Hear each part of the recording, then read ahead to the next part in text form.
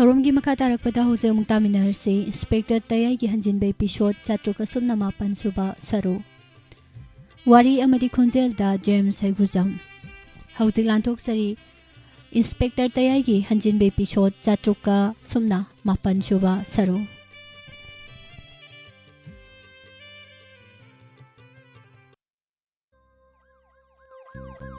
Lakle lakle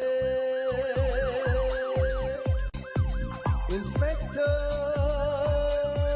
Tayai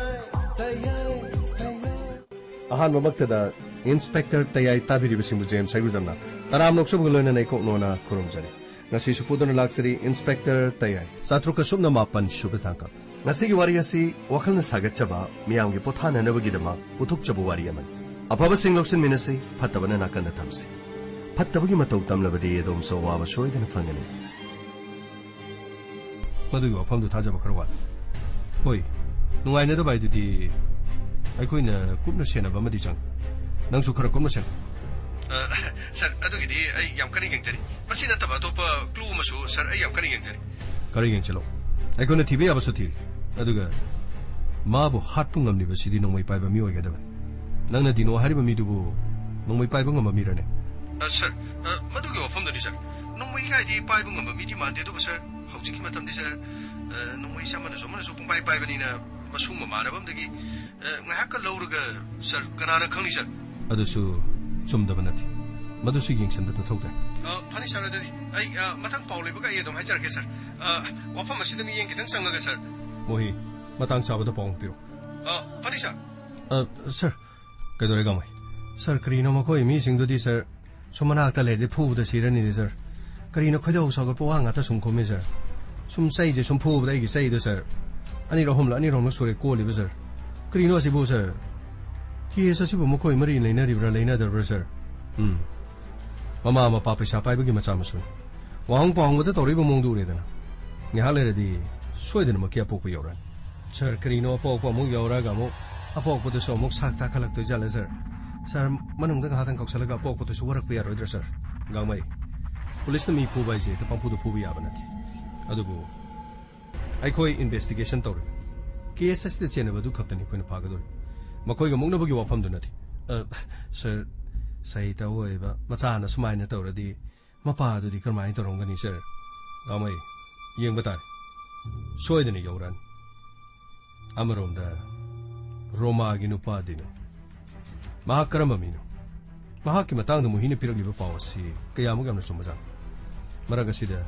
चिंखैगी mama अमदि Roma उनरगा करी करी लै हाइबदु खो यिंगनब तोक्सी फगनी सर अस खरा थुना लादि फनिदा असैगी क्रीनो प्रकाश हाइब्रा गइनो असिदि मागी मोंगसिदि सक अदुम पुक्ता ताखतन लैरे दे सर मसे आइगी खुतने इने सुम चंगबद ngha लेरगा फु सर होरेना मो ममा मपागी ममांगदा पुथोरकपदा हौदोंग सिबदो नो पुथोरादि मपाना मो मसादु लौ याद्रदि कमाइ तौनी सर यारे गमै मखाताना पुरो मपालागा करी तौ हैबदु यंग तारेदना केस असि असेंबली खुनदि खुन खंगब नथ्रि young बतारे Phagni sir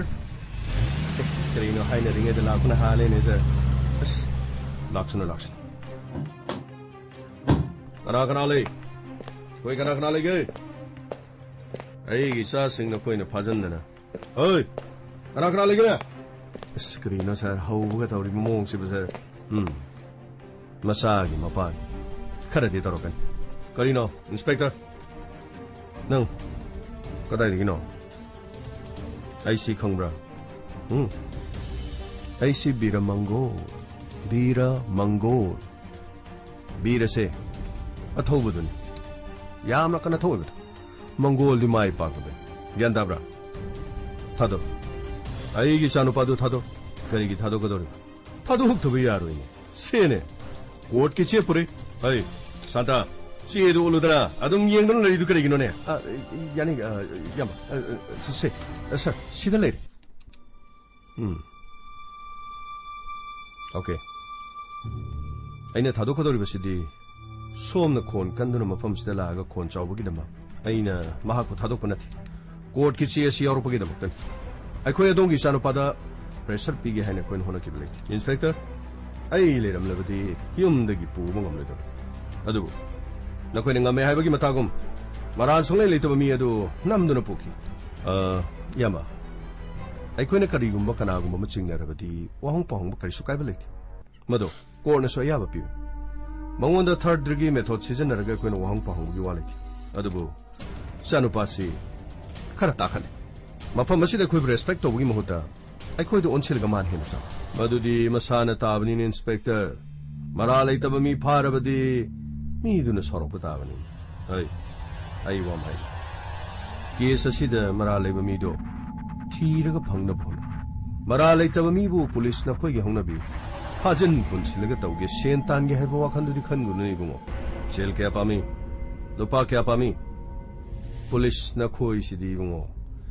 season ननिंगो मोंगदा season नबा याबा जानेदा सेल न लैरगा पुनिंगबो माइकई अमदा पुबा याई न खोय जे खुद पुरगा थंबा पुरी नबगी थंबा क्रॉस तो दुगुमनी यामा मफम असे अदोंगे वजाउ ngangpam nati senglaba police ki station police station achumba ran ba kya gi marale ba kya do mafam asil takthar ga chumba puthong na bhona ba aduga makhoi gi mathakta sar se thankal matung do court langkhala ga court cherak pi na nabagi khwai gi maroi ba mafam ma odi ai khoi bo sitta ba taw adudi thado dana thado court ki che pore thado dana ai nang नुमित Kayani मतुंग मफम असिदा लेबा ngam मरा लेतबै gi साबु फाजिलगा ओट पनैबगिदम करिगुमै gi सा gi मनाक्ता आइना check तौगन इचादा करिगुमा दागफम अमतंग लेरम बतारदि दागफम अममंगी न खोइ लेगिबा मयाम पुनमक आइना करि तौयो थादरो आइगी चा थादरो गमै sir पोथरो स्क्रीनो sir सिगी वंगांगसिदा बो पोथोखरदर सर गामै फगनी सर वाहंग पाहंग बो खक्तंग आरिबन ngehaktang mapai bungo ngari ngesida chalo pothoro fagni sir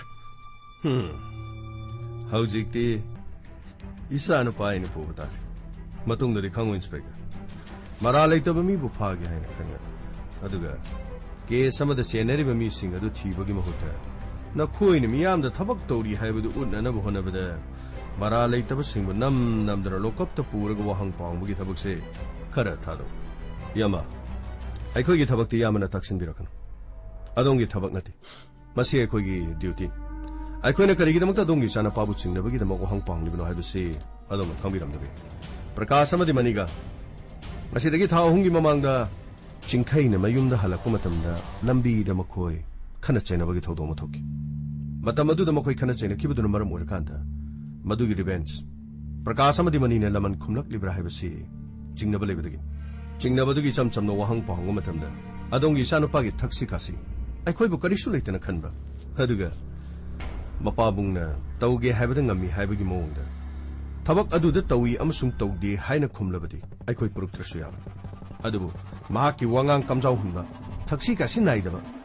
case ꯑꯁꯤꯗ ꯃꯍꯥꯛꯄꯨ ꯆꯦꯟꯅꯔꯝꯕ ꯌꯥꯕꯒꯤ ꯃꯑꯣꯡ ꯑꯃꯗ ꯄꯥꯎꯈꯨꯝꯗꯨ ꯈꯨꯝꯂꯛꯄꯅ ꯃꯔꯝ ꯑꯣꯏꯔꯒ ꯃꯈꯥ ꯇꯥꯅ ꯋꯥꯍꯪ ꯄꯥꯎꯍꯪꯅꯅꯕ ꯃꯐꯝ ꯑꯁꯤꯗ ꯄꯨꯔꯛꯄ ꯃꯐꯝ ꯑꯁꯤꯗꯁꯨ ꯑꯩꯈꯣꯏꯕꯨ ꯎꯁꯤꯠꯇꯦ ꯑꯗꯨꯒ ꯆꯤꯡꯈꯩꯒ ꯃꯍꯥꯛꯀ ꯈꯟꯅ ꯆꯩꯅꯕ ꯊꯣꯛꯈꯤꯕ ꯊꯧꯗꯣꯛꯒꯤ ꯃꯇꯥꯡꯗ ꯍꯪꯕ ꯄꯥꯎꯈꯨꯝ ꯅꯤꯡꯊꯤ ꯅꯨꯡꯉꯥꯏꯅ ꯄꯤꯗ꯭ꯔꯒ ꯃꯍꯥꯛꯀꯤ ꯃꯄꯥ ꯇꯧꯒꯦ ꯍꯥꯏꯕꯗ ꯇꯧꯕ ꯉꯝꯕꯅꯤ ꯅꯈꯣꯏꯅ ꯀꯔꯤꯁꯨ ꯇꯧꯕ ꯉꯝꯃꯣꯏ ꯍꯥꯏꯕꯒꯤ ꯃꯑꯣꯡꯗ ꯍꯧꯖꯤꯛꯁꯨ ꯎꯁꯤꯠ ꯊꯑꯣꯏꯗꯅ ꯑꯩꯈꯣꯏꯒꯤ ꯃꯊꯛꯇ ꯃꯍꯥꯛꯅ ꯎꯠꯂꯤꯕ ꯃꯑꯣꯡ ꯃꯇꯧ ꯑꯁꯤꯗꯤ ꯌꯥꯝꯅ ꯑꯗꯣꯝꯒꯤ ꯏꯆꯥꯅꯨꯄꯥꯁꯨ ꯑꯗꯣꯝꯅ ꯅꯤꯡꯊꯤꯖꯅ ꯇꯥꯛꯄꯤ ꯇꯝꯕꯤꯕ ꯑꯣꯏꯔ ꯃꯥꯜꯂꯦ ꯏꯟꯁꯄꯦꯛꯇꯔ ꯃꯗꯨꯒꯤ ꯃꯇꯥꯡꯗ ꯑꯣꯏꯔꯕꯗꯤ ꯌꯥꯔꯦ ꯑꯩꯒꯤ ꯏꯆꯥꯅꯨꯄꯥ ꯑꯩꯅ ꯀꯔꯝꯅ ꯋꯥꯔꯛꯀꯅꯤ ꯑꯩꯒꯤ ꯊꯧ ꯑꯩꯒꯤ ꯏꯆꯥꯅꯨꯄꯥ ꯌꯥꯝ ꯊꯨꯅ ꯄꯨꯊꯣꯔꯛꯎ ꯀꯔꯤꯝꯇ ꯋꯥꯕꯤꯔꯨꯅꯨ ꯌꯥꯝꯅ ꯊꯨꯅ ꯄꯨꯊꯣꯔꯛꯂꯒ ꯑꯁ ꯅꯈꯣꯏꯒꯤ ꯅꯄꯥ ꯂꯥꯍꯧꯔꯦꯍꯦ ꯀꯔꯤꯅꯣ ꯅꯈꯣꯏꯗꯤ ꯅꯄꯥ ꯂꯩꯕꯅꯤꯅ ꯁꯠ ꯁꯠ ꯂꯧꯊꯣꯛꯄ ꯂꯥꯛꯏꯅꯤꯀꯣ ꯑꯩꯈꯣꯏ ꯄꯥꯕꯨꯡ ꯂꯥꯛꯑꯦꯕ ꯃꯅꯤ ꯑꯩꯈꯣꯏ ꯄꯥꯕꯨꯡ ꯂꯥꯛꯑꯦ ꯍꯥꯏꯔꯤꯅꯦ ꯀꯩꯅꯣ ꯍꯥꯏꯁꯤꯕꯣ ꯅꯣꯏ ꯄꯥꯕꯨꯡ ꯂꯥꯛꯑꯕ ꯑꯗꯨꯗꯤ ꯑꯩꯈꯣꯏ ꯊꯥꯗꯣꯛꯇꯣꯔꯤꯅꯤꯀꯣ ꯑꯩꯈꯣꯏ ꯊꯥꯗꯣꯛꯇꯣꯔꯦ ꯉꯁꯥꯏꯗꯒꯤ ꯇꯥꯒꯦꯅ ꯇꯥꯕꯅꯤ ꯉꯁꯥꯏꯗꯒꯤ ꯇꯥꯒꯦꯅ ꯑꯗꯨꯝ ꯇꯥꯕ ꯑꯩꯈꯣꯏ ꯆꯠꯄ ꯇꯥꯔꯦ ꯑꯩꯈꯣꯏ ꯆꯠꯄ ꯇꯥꯔꯦ ꯑꯩꯈꯣꯏ ꯆꯠꯄ ꯇꯥꯔꯦ ꯑꯩꯈꯣꯏ ꯆꯠꯄ ꯇꯥꯔꯦ ꯑꯩꯈꯣꯏ ꯆꯠꯄ ꯇꯥꯔꯦ ꯅꯪ ꯀꯩꯗꯧꯗꯣꯔꯤ ꯅꯪ ꯀꯩꯗꯧꯗꯣꯔꯤ ꯅꯪ ꯀꯔꯤ ꯇꯧꯕ ꯉꯝꯃꯤ ꯅꯪ ꯀꯔꯤ ꯇꯧꯕ ꯉꯝꯃꯤ ꯀꯔꯤꯅꯣꯅꯦ ꯁꯨꯛ ꯌꯥꯝ ꯅꯨꯡꯁꯤꯠꯇꯕꯁꯤꯕꯣ ꯃꯃꯥꯏꯁꯤꯗ ꯈꯨꯄꯥꯛꯅ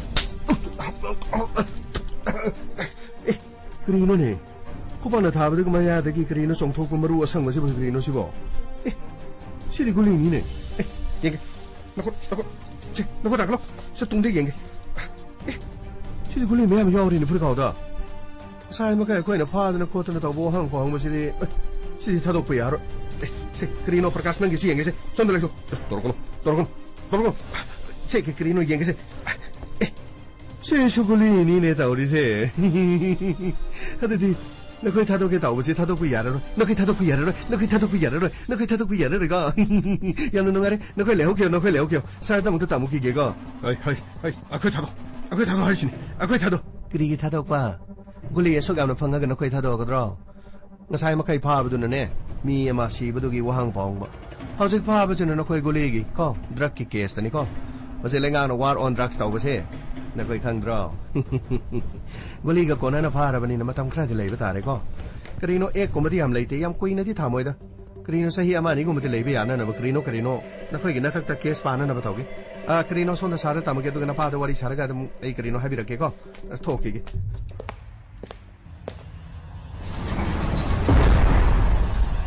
गाँव करीनो मखोई पुथोरक तेरी कहीं सर मेरा नहीं है तो वो तो थोड़ा सा करीनो खांगे सर करीनो याम लूबो वापम हम ले रहे सर के दोरे गाँव सर करीनो मखोई की मपा लाए लोग थोक लाए है मतलब सर मखोई नहीं ना क्या नो है सर नो पुदे तो नो पुदे सर अमदे ऐ ना मागा थांग ना मनी तो सर ऐ ना मम्मा दी खोपा ना फाक ना थाब नहीं सर अदुगे सर मागी मचिंदगी सर यूंबियो सर तुसी 시기 아상아상 먹을 이지 sir 마찬도 우마마데기 sir 파나 또르 송토르뿐이 sir 아두그디 sir 시디 나하싱 사바굴리 두니네 sir 시디 니사워라메 sir 아두그디 에이나 마사드 체크 떠고 마탐나 마코이니기 프리카우드 sir 시 마루시 꾼꾼 고미 장디 여러메 sir 시엠티 영비오 sir 가마이 마추제 상반나디 히고 마촌 sir 히고 거이브라 sir 아이나 하이바 소이버기니 sir 아상고제 히고 거래 거자 아두디 마코이부 타독바 하이베시디 이야마 अरूबा मोय अखोइना फारुबा केस अदुगी दमक्तदी मखोइ बेल द थोकपदो मग्या बेल द थोगसु मखोइ अखोइगे याबा यावदना अदोंग युमदगी लामना चटपे यादि केस असिगे चुम्बा करिनो हाइबदु खंगद्रिङैदा मखोइ अखोइना मतम अमता त करपि मखोइ अखोइना थादोकदोरे हारिबसिसु मखोइ मरा लैत्रे हाइबा नथि मखोइगी मतकत चिंगनबा लै हाइबा मरमदि चिंखैगा मखोइगा खना चैनबा थोकिबनि अदुबु कोर्ट की चे यावरबसु हौजे अमु थादोकदोबसि मखोइगी मसादा आइन यादब गुलीना चिंबा फंगलमलबनिना हौजिक्ति मखोइबु थादोकपा हाइबसि उपाय लेट करी इंस्पेक्टर उकिल पोरक्तन सेसांग पोरक्तन बेलगी आइनगी तौफम थोकपा पुनमक तौरबा सिमक्तदा थादोक्तनब करी चक्री मुक्तोरिबा यामा अदोंगी इसा खुना थादोकपदि सीएसनि या अदुबु अदोंगी इसा अमदि महाकि मानवसी मथकदा अनौबु केस अमलाय करी अनौबु केस अदुदि खंबिरोदना मखोइगी मसादगी गुली फंगबनिना गुलीयो कोनना प्रकाश अमदि मनी फार इंस्पेक्टर अई सादा मरान थंजननबगिदब नखोइना हाना थम गुली खर पुथोलगा अई सादा मराल थंजननब होनबा मदो नमथांग नखोइना तोब नमथांग यामा अखोइ ड्रग ललोमनदि अखोइ गुली ललोमनदि अदुगा अदोंगी चानुपा चिंखैगी मिसी एसिगी मतंग दे खोइ चिंगनबगी फादना इचम चमना वहंग पहंगे हाइदुना पोरपन मखोइ बुफु चाइगे हमना पोरपनथि अदुबु मफम अस्ते मखोइ चेक तौरबु मतमदा गोली यमु यारम लबनिना हौजिकति थादोकपा हाइबदुदि याररो याम इंस्पेक्टर गोली ललोनबसु नखोइ पुलिस गोली फाबसु नखोइ गोली मांगहनबसु नखोइ अदुगा आइगी चानुपागी मथक्ता नखोइना मतौ करमना लमन खुमसिगे खनबदगी नखोइना सिन्नरगा थबगसे पांथोकपा सोइदन ओइ आई लेमना तोलो हारिबसनि यामा करीमतो वाबिरुन यामना सुम सिंगनरगलबनिना हौजिक याकी मतुंगदा प्रेस मीट मतौगन मदुदा बीरमंगोलगी मचानुपा सेंजाव पाइबा बीरमंगोलगी मचानुपा प्रकाश अमदि महाकी ममानब मनीगा लोइनना मसिंग यामलबा टैबलेट को लोइनना फारे हदुना खबरदा थोथोगो कोनना हापदारे इंस्पेक्टर नंगना सिंगनबा होरबनिना फारे नंगी कानी नंगना ngame haiduna tawriban santa yamba kari upai lai sana patokshi isana pabu amukhana yani yamba sidi ka sunati kari so case lai banate da sigiti ꯑꯗꯨꯝ ꯑꯩꯈꯣꯏ ꯌꯥꯅꯕ ꯑꯗꯨꯝ ꯇꯧꯁꯤ ꯂꯥꯛꯑꯣ ꯆꯠꯁꯤ ꯂꯥꯛꯑꯣ ꯃꯐꯝ ꯑꯁꯤꯗ ꯂꯩꯔꯤꯕ ꯄꯨꯂꯤꯁ ꯃꯍꯥꯛꯅ ꯀꯌꯥꯝ ꯀꯨꯏꯅ ꯑꯩꯒꯤ ꯏꯆꯥꯅꯨꯄꯥꯕꯨ ꯐꯥꯖꯤꯟ ꯄꯨꯟꯁꯤꯟꯗꯨꯅ ꯊꯝꯃꯤ ꯍꯥꯏꯕꯗꯨ ꯌꯦꯡꯕ ꯇꯥꯔꯦ ꯂꯥꯛꯑꯣ ꯆꯠꯁꯤ ꯂꯥꯛꯑꯣ ꯀꯔꯤꯅꯣꯅꯦ ꯁꯔ ꯌꯥꯔꯗꯤ ꯃꯄꯥ ꯑꯁꯤꯁꯨ ꯀꯔꯤꯅꯣ ꯒꯨꯂꯤ ꯑꯃꯅꯤ ꯂꯪꯁꯜꯂꯒ ꯀꯔꯤꯅꯣ ꯐꯥꯕꯒꯤ ꯐꯥꯕ ꯌꯥꯔꯣꯏꯗ꯭ꯔꯥ ꯁꯔ ꯒꯥꯃꯩ ꯃꯤꯕꯨ ꯃꯔꯥ ꯂꯩꯇꯅ ꯃꯔꯥꯟ ꯊꯪꯖꯟꯕ ꯌꯥꯕ ꯅꯠꯇꯦꯅꯤ ꯁꯔ ꯑꯗꯨꯕꯨꯗꯤ ꯈꯪꯕ ꯁꯔ ꯍꯦꯛ ꯄꯦꯟꯗꯕ ꯍꯥꯏꯕꯒꯤ ꯋꯥꯅꯤꯗ ꯁꯔ ꯃꯥꯒꯤ ꯃꯑꯣꯡ ꯃꯇꯧ ꯑꯁꯤ ꯌꯦꯡꯉꯨꯅꯤ ꯄꯨꯂꯤꯁꯄꯨ ꯀꯔꯤꯅꯣ ꯃꯈꯣꯏꯒꯤ ꯌꯨꯝꯗ ꯂꯣꯏꯕ ꯍꯨꯏꯒꯤ ꯇꯥꯏꯞꯇꯅꯤꯅ ꯃꯥꯅ ꯇꯧꯔꯤꯁꯤ ꯑꯁꯤꯒꯨꯝꯕ ꯃꯤ ꯑꯁꯤ ꯂꯩꯔꯤꯕ ꯃꯈꯩꯗꯤ ꯄꯨꯂꯤꯁꯁꯤꯡ ꯑꯁꯤ ꯀꯔꯤꯅꯣ ꯃꯤꯌꯥꯝꯅ ꯑꯁ ꯑꯗꯨꯒꯤ ꯋꯥꯗꯤ ꯁꯔ ꯄꯨꯂꯤꯁꯁꯨ ꯂꯂꯣꯜꯂꯦ ꯄꯨꯂꯤꯁꯁꯨ ꯑꯗꯨ ꯇꯧꯋꯦ ꯄꯨꯂꯤꯁꯁꯨ ꯑꯗꯨ ꯍꯥꯏꯕꯗꯨꯗꯤ ꯁꯔ ꯑꯁ ꯈꯨꯠ ꯁꯥꯒꯁꯦ ꯄꯊꯦꯛ ꯊꯦꯛꯏꯗ ꯁꯔ ꯀꯔꯤꯅꯣ ꯄꯨꯂꯤꯁꯅꯦꯅ ꯄꯨꯂꯤꯁꯀꯤ ꯃꯤꯡꯆꯠ ꯊꯤꯅꯅꯕ ꯃꯤ ꯈꯔ ꯂꯩꯕꯁꯤꯅ ꯑꯁꯤꯒꯨꯝꯕ ꯃꯇꯝꯗ ꯃꯈꯣꯏꯅ ꯂꯣꯏꯅ ꯄꯨꯂꯤꯁꯁꯦ ꯂꯣꯏꯅ ꯆꯦꯟꯊꯕ ꯀꯔꯤꯅꯣ ꯈꯪꯗꯦꯗ ꯑꯁ ꯈꯨꯗꯧꯗꯨꯝ ꯁꯥꯒꯠꯂꯦꯗ ꯁꯔ ꯑꯁꯤꯗꯅꯤꯀꯣ ꯁꯔ ꯀꯔꯤꯁꯨ ꯈꯜꯂꯨꯅꯨ ꯑꯁꯤꯒꯨꯝꯕꯅ ꯑꯩꯈꯣꯏꯗꯤ ꯀꯔꯤꯁꯨ ꯇꯧꯕ ꯉꯝꯒꯗꯕꯅꯤ ꯃꯁꯥꯒꯤ ꯍꯥꯈꯟꯅ ꯇꯧꯖꯔꯤꯕ ꯍꯥꯏꯕꯗꯨ ꯑꯦꯅꯤꯋꯦ ꯃꯈꯣꯏ ꯀꯨꯂꯤꯒ ꯐꯪꯉꯕꯅꯤꯅ ꯄ꯭ꯔꯦꯁꯀꯤ ꯃꯤꯁꯤꯡ ꯀꯧꯔꯒ ꯄꯥꯎ ꯐꯥꯎꯅꯅꯕ ꯇꯧꯁꯤ ꯐꯒꯅꯤ sir Santosh sir call details record ꯂꯥꯛꯕ꯭ꯔꯥ ꯁꯔ ꯀꯣꯜ ꯗꯤꯇꯦꯜꯁ ꯔꯦꯀꯣꯔꯗ ꯂꯣꯏꯅ ꯂꯩꯖꯔꯦ ꯁꯔ ꯀꯔꯤ ꯄꯥꯎ ꯂꯩꯔꯦ ꯁꯔ ꯆꯤꯡꯈꯩꯒꯤ ꯐꯣꯟ ꯅꯝꯕꯔꯁꯤꯗ ꯃꯥꯅ ꯋꯥꯔꯤ ꯁꯥꯟꯅꯕꯁꯤ ꯆꯤꯡꯅꯕꯗꯤ ꯊꯣꯏꯅ ꯂꯩꯇꯦ ꯁꯔ ꯑꯗꯨꯕꯨ ꯍꯥꯏꯔꯤꯕ ꯃꯤꯁꯤꯡꯁꯤꯒꯤ ꯑꯦꯗ꯭ꯔꯦꯁ ꯄꯨꯝꯅꯃꯛ ꯃꯗꯨꯗꯤ ꯆꯤꯡꯊꯣꯛꯑꯒ ꯈꯪꯒꯅꯤ ꯁꯔ ꯃꯗꯨ ꯃꯨꯟꯅ ꯌꯦꯡꯁꯜꯂꯨ ꯑꯗꯨꯒ ꯃꯔꯛꯁꯤꯗ ꯄ꯭ꯔꯀꯥꯁ ꯃꯅꯤ ꯃꯈꯣꯏꯒꯤ ꯐꯣꯟ ꯅꯝꯕꯔ ꯑꯗꯨꯒ ꯆꯤꯡꯈꯩꯒ ꯀꯔꯤꯒꯨꯝꯕꯗ ꯀ꯭ꯔꯣꯁ ꯃꯦꯆꯤꯡ ꯇꯧꯕ꯭ꯔꯥ ꯆꯤꯡꯈꯩꯅ ꯁꯤꯔꯤꯕ ꯃꯐꯝ ꯑꯗꯨꯗ ꯄ꯭ꯔꯀꯥꯁ ꯑꯃꯗꯤ ꯃꯅꯤꯒꯤ ꯂꯣꯀꯦꯁꯟ ꯑꯣꯏꯕ꯭ꯔꯥ ꯑꯗꯨꯒ ꯄ꯭ꯔꯀꯥꯁꯀ ꯃꯅꯤꯒꯅ ꯃꯈꯣꯏ ꯑꯅꯤꯅ ꯋꯥꯔꯤ ꯁꯥꯟꯅꯕ ꯃꯤ ꯑꯗꯨꯒꯨꯝꯕ ꯃꯤꯁꯛ ꯑꯗꯨ ꯆꯤꯡꯈꯩꯒꯤ ꯁꯤꯐꯝ ꯑꯗꯨꯋꯥꯏꯗ ꯂꯣꯀꯦꯁꯟ ꯑꯣꯏꯈꯤꯕ꯭ꯔꯥ ꯍꯥꯏꯕꯗꯨ ꯃꯨꯟꯅ ꯌꯦꯡꯕ ꯇꯉꯥꯏ ꯐꯗ꯭ꯔꯦ ꯐꯅꯤ ꯁꯔ ꯌꯥꯝꯅ ꯀꯨꯞꯅ ꯌꯦꯡꯁꯤꯟꯖꯔꯤ ꯁꯔ ꯃꯄꯥꯅ ꯇꯧꯔꯝꯂꯤꯕ ꯃꯑꯣꯡ ꯑꯁꯤꯒ ꯃꯆꯥꯁꯤꯡ ꯑꯁꯤ ꯁꯦꯟꯅꯔꯝꯗ꯭ꯔꯕꯗꯤ ꯐꯩ ꯀꯔꯤꯒꯨꯝꯕ ꯁꯦꯟꯅꯔꯝꯕ ꯇꯥꯔꯕꯗꯤ ꯐꯔꯦ ꯑꯩꯈꯣꯏ ꯆꯤꯡꯈꯩꯒꯤ ꯌꯨꯝꯗ ꯆꯠꯅꯅꯕ ꯇꯧꯁꯤ ꯐꯅꯤ ꯁꯔ ꯌꯥꯃꯣꯡ ꯑꯩꯈꯣꯏꯒꯤ ꯌꯥꯃꯣꯡ ꯑꯁ ꯀꯔꯤꯅꯣ ꯈꯪꯗꯦ ꯉꯁꯤꯅ ꯑꯃꯨꯛ ꯀꯔꯤ ꯍꯩ ꯑꯃꯨꯛ ꯆꯥꯔꯝꯗꯣꯏꯖꯥꯠꯅꯣ ꯍꯩꯅꯧ ꯃꯊꯛꯇ ꯑꯃꯨꯛ ꯀꯥꯗꯅ ꯑꯃꯨꯛ ꯂꯩꯔꯝꯃꯤ ꯉꯁꯤꯅ ꯑꯃꯨꯛ ꯀꯗꯥꯏꯗ ꯂꯩꯔꯝꯗꯣꯔꯤꯖꯥꯠꯅꯣꯅꯦ ꯑꯩꯈꯣꯏ ꯌꯥꯃꯣꯡꯗꯨꯕꯨ ꯎꯗꯦꯔꯥ ꯃꯥꯒꯤ ꯃꯑꯣꯡ ꯃꯇꯧ ꯑꯁꯤ ꯑꯣꯟꯊꯣꯛꯅ ꯇꯝꯖꯅꯤꯡꯉꯥꯏ ꯑꯣꯏꯈ꯭ꯔꯕ ꯌꯥꯃꯣꯡ ꯀꯔꯤ ꯇꯧꯔꯒꯦꯗꯩꯗ ꯑꯃꯨꯛ ꯀꯣꯏꯀꯧ ꯀꯧꯔꯤꯗꯨꯕꯨ ꯑꯩ ꯁꯤꯗ ꯂꯩꯔꯤꯁꯤ ꯏꯆꯥꯎ ꯆꯥꯎꯅ ꯅꯪꯕꯨ ꯎꯗ꯭ꯔꯅꯦ ꯌꯥꯃꯣꯡ ꯎꯗꯇꯣꯏꯅꯤꯅꯦ ꯌꯥꯃꯣꯡ ꯃꯁꯥꯅ ꯅꯥꯟꯈꯠꯂꯛꯏꯕ ꯃꯁꯛꯅ ꯐꯖꯈꯠꯂꯛꯏꯕ ꯀꯔꯤꯅꯣ ꯈꯪꯗꯦꯗ ꯑꯩꯈꯣꯏ ꯌꯥꯃꯣꯡꯁꯦ ꯁꯨꯝ ꯈꯔ ꯁꯨꯝ ꯂꯤꯁꯜꯂꯛꯄꯩꯔ ꯈꯪꯗꯦ ꯃꯁꯛꯁꯦ ꯁꯨꯝ ꯅꯣꯡꯃꯒꯤ ꯐꯖꯕ ꯍꯦꯟꯒꯠꯂꯦ ꯑꯩꯕꯨ ꯀꯅꯥꯅ ꯂꯤꯔꯦ ꯍꯥꯏꯔꯤꯕꯅꯣ ꯅꯠꯇꯦ ꯆꯍꯤ 30 ꯐꯥꯎ ꯁꯨꯗ꯭ꯔꯤ ꯑꯗꯨ ꯅꯪ ꯂꯤꯔꯦ ꯍꯥꯏꯇꯥꯔꯕꯗꯤ 40 ꯁꯨ ꯇꯥꯔꯕꯗꯤ ꯀꯔꯤ ꯇꯧ ꯇꯥꯔꯦ ꯑꯁ ꯌꯥꯝ ꯅꯨꯡꯉꯥꯏꯕ ꯄꯥꯎꯗꯣ ꯇꯝꯒꯦ ꯃꯅꯤꯄꯨꯔꯗꯅꯦ ꯍꯤꯗꯥꯛ ꯃꯅꯥ ꯍꯥꯞꯄ ꯀ꯭ꯋꯥ ꯆꯥꯕꯒꯤ ꯆꯥꯡꯁꯤ ꯍꯦꯟꯒꯠꯂꯛꯄꯗ ꯂꯩꯅꯥ ꯇꯤꯟꯅꯥ ꯄꯣꯛꯅꯕꯒꯤ ꯃꯆꯥꯛ ꯀꯌꯥ ꯑꯣꯏꯔꯤꯕꯁꯦ ꯈꯔꯇꯪ ꯑꯣꯏꯔꯕꯁꯨ ꯍꯟꯊꯅꯅꯕ ꯍꯥꯏꯅ ꯃꯤꯌꯥꯝꯗ ꯑꯦꯋꯥꯔꯅꯦꯁ ꯄꯤꯅꯕꯒꯤ ꯄꯥꯟꯗꯝꯗ ꯊꯧꯕꯥꯜ ꯗꯤꯁꯇ꯭ꯔꯤꯛꯀꯤ ꯃꯅꯨꯡ ꯆꯟꯅ ꯂꯩꯕ ꯂꯩꯉꯥꯛꯀꯤ ꯑꯣꯐꯤꯁ ꯈꯨꯗꯤꯡꯃꯛ ꯑꯃꯗꯤ ꯀꯦꯝꯄꯁꯇꯅꯦ ꯍꯤꯗꯥꯛ ꯃꯅꯥ ꯌꯣꯟꯕ ꯄꯨꯝꯊꯤꯡ ꯊꯤꯡꯂꯦ ꯍꯥꯏꯔꯤ ꯑꯗꯨꯗꯤ ꯌꯥꯝꯅ ꯐꯕ ꯋꯥꯅꯤ ꯀꯩꯅꯣ ꯅꯠꯇꯦ ꯗꯤꯁꯇ꯭ꯔꯤꯛ ꯑꯇꯩꯗꯁꯨ ꯇꯝꯖꯅꯤꯡꯉꯥꯏ ꯑꯣꯏꯕ ꯊꯕꯛ ꯑꯃ ꯇꯧꯔꯛꯄ ꯍꯥꯏꯁꯤꯗꯤ ꯃꯗꯨꯗꯤ ꯀꯧꯈꯠꯂ ꯃꯅꯥ ꯑꯗꯨꯝ ꯄꯤꯗꯧꯅꯤꯅꯦ ꯑꯁ ꯌꯥꯝꯕꯨꯡ ꯈꯪꯗꯦ ꯀꯣꯟꯅꯗꯤ ꯉꯝꯒꯗ꯭ꯔꯥ ꯉꯝꯃꯣꯏꯗ꯭ꯔꯥ ꯍꯧꯖꯤꯛꯀꯤꯗꯤ ꯑꯁ ꯗꯤꯁꯇ꯭ꯔꯤꯛ ꯂꯦꯚꯦꯜ ꯑꯦꯗꯚꯥꯏꯖꯔꯤ ꯀꯝꯃꯤꯇꯤ ꯑꯣꯟ ꯁꯦꯐ ꯐꯨꯗ ꯍꯦꯜꯗꯤ ꯗꯥꯏꯠ ꯍꯥꯏꯕ ꯑꯣꯏꯔ ꯃꯥꯜꯂꯦ ꯃꯗꯨꯒꯤ ꯊꯧꯕꯥꯜꯅ ꯅꯣꯇꯤꯐꯤꯀꯦꯁꯟ ꯑꯃ ꯊꯣꯛꯈ꯭ꯔꯦꯅ ꯉꯁꯤ ꯈꯕꯔꯗꯤ ꯌꯥꯎꯃꯤ ꯌꯥꯝꯕꯣ ꯑꯗꯨꯗꯤ ꯌꯥꯝ ꯐꯕ ꯋꯥꯅꯤ ꯀꯩꯅꯣ ꯏꯇꯣ ꯌꯥꯝꯕꯣ ꯂꯝꯗꯝ ꯑꯁꯤꯒꯤ ꯃꯤꯌꯥꯝꯅ ꯀ꯭ꯋꯥ ꯈꯩꯅꯤ ꯖꯔꯗꯥ ꯑꯃꯗꯤ ꯍꯤꯗꯥꯛ ꯃꯅꯥꯒꯤ ꯄꯣꯠꯂꯝꯁꯤꯡ ꯑꯁꯦ ꯑꯣꯐꯤꯁꯀꯤ ꯀꯦꯝꯄꯁꯁꯤꯡꯗ ꯃꯔꯥꯡ ꯀꯥꯏꯅ ꯌꯣꯜꯂꯦ ꯍꯥꯏꯕ ꯄꯥꯎ ꯐꯪꯂꯦ ꯃꯔꯝ ꯑꯗꯨꯅ ꯄꯣꯠꯂꯝꯁꯤꯡ ꯑꯁꯤ ꯌꯣꯟꯕ ꯃꯇꯝꯗ ꯐꯨꯗ ꯁꯦꯐꯇꯤ ꯑꯦꯟड ꯁ꯭ꯇꯦꯟꯗꯔꯗꯀꯤ ꯔꯦꯒꯨꯂꯦꯁꯟ 2011ꯒꯤ ꯃꯈꯥꯗ ꯑꯊꯤꯡꯕ ꯊꯝꯂꯤꯕꯅꯤ ꯑꯁꯤꯒꯨꯝꯕ ꯃꯌꯥꯏ ꯀꯥꯕ ꯆꯤꯟꯖꯥꯛ ꯍꯤꯗꯥꯛ ꯃꯅꯥꯒꯤ ꯄꯣꯠꯂꯝꯁꯤꯡ ꯑꯁꯤ ꯃꯅꯤꯄꯨꯔꯗ ꯁꯥꯕ ꯑꯃꯁꯨꯡ ꯌꯣꯟꯕꯒꯤ ꯊꯕꯛꯁꯨ ꯐꯨꯗ ꯁꯦꯐꯇꯤ ꯀꯃꯤꯁꯅꯔꯅ ꯑꯊꯤꯡꯕ ꯊꯝꯂꯤꯕꯅꯤ ꯑꯗꯨ ꯀꯨꯝꯖꯥ 2019ꯒꯤ ꯃꯥꯔꯆ 9ꯗ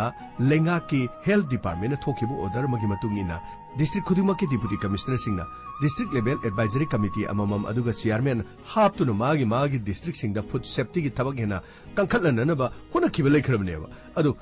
ꯑꯁꯤꯒꯤ ꯃꯈꯥꯗ ꯑꯦꯗꯚꯥꯏꯖꯔꯤ ꯀꯝꯃꯤꯇꯤꯒꯤ ꯆꯤꯌꯥꯔꯃꯦꯟ ꯑꯃ ꯑꯣꯏꯅ ꯗꯤꯁꯇ꯭ꯔꯤꯛ ꯂꯦꯚꯦꯜ ꯑꯣꯐꯤꯁꯥꯔꯁꯤꯡꯅ ꯑꯀꯟꯕ ꯊꯕꯛ ꯄꯥꯏꯈꯠꯅꯅꯕꯒꯤꯗꯃꯛ ꯈꯪꯍꯟꯕ ꯂꯩꯈ꯭ꯔꯦ ꯍꯥꯏꯔꯤ ꯊꯧꯕꯥꯜ ꯗꯤꯁꯇ꯭ꯔꯤꯛꯀꯤ ꯃꯅꯨꯡꯗ ꯍꯟꯗꯛꯀꯤ ꯂꯩꯉꯥꯛꯀꯤ ꯑꯣꯏꯕ ꯑꯣꯐꯤꯁꯇ ꯀ꯭ꯋꯥ ꯍꯤꯗꯥꯛ ꯃꯅꯥ ꯑꯗꯨꯒ ꯈꯩꯅꯤ ꯇꯂꯞ ꯖꯥꯗꯥ ꯄꯣꯠꯂꯝꯁꯤꯡ ꯑꯁꯦ ꯌꯣꯟꯕ ꯈꯨꯗꯛꯇꯒꯤ ꯌꯥꯔꯣꯏꯅ ꯍꯥꯏꯔꯤꯁꯦ ꯑꯃꯨꯛ ꯑꯁ ꯃꯁꯤꯗꯤ ꯌꯥꯝꯅ ꯐꯕ ꯋꯥꯅꯤꯗ ꯑꯗꯨꯗꯤ ꯌꯥꯝꯅ ꯐꯈ꯭ꯔꯕ ꯋꯥꯅꯤ ꯀꯩꯅꯣ ꯅꯠꯇꯦ ꯃꯗꯨꯒꯤ ꯆꯥꯡ ꯑꯗꯨꯗ ꯁꯨꯝ ꯉꯝ ꯇꯥꯔꯒꯗꯤ ꯑꯐꯕ ꯍꯥꯏꯗꯨ ꯂꯣꯏ ꯑꯣꯏꯔꯛꯇꯣꯔꯤꯕꯅꯤ ꯇꯝꯖꯅꯤꯡꯉꯥꯏꯅꯤ ꯂꯝꯗꯝ ꯑꯁꯤꯅ ꯀꯔꯤꯅꯣ ꯇꯣꯉꯥꯟꯕ ꯍꯤꯗꯥꯛ ꯃꯅꯥ ꯆꯥꯕꯒꯤ ꯆꯥꯡꯁꯤ ꯃꯅꯤꯄꯨꯔꯅ ꯍꯦꯟꯒꯠꯂꯦ ꯁꯤ ꯌꯥꯝ ꯏꯀꯥꯏꯅꯤꯡꯉꯥꯏꯅꯤ ꯂꯩꯕꯥꯛ ꯑꯁꯤꯗ ꯌꯥꯝꯅ ꯉꯜꯂꯤꯉꯩꯗꯒꯤ ꯍꯧꯅ ꯍꯤꯗꯥꯛ ꯃꯅꯥꯒꯤ ꯄꯣꯠꯂꯝꯁꯤꯡ ꯑꯁꯤ ꯇꯣꯉꯥꯟꯕ ꯄꯣꯠꯂꯝ ꯀꯌా ꯑꯣꯏꯅ ꯁꯤꯖꯤꯟꯅꯔ ꯂꯩꯅꯤ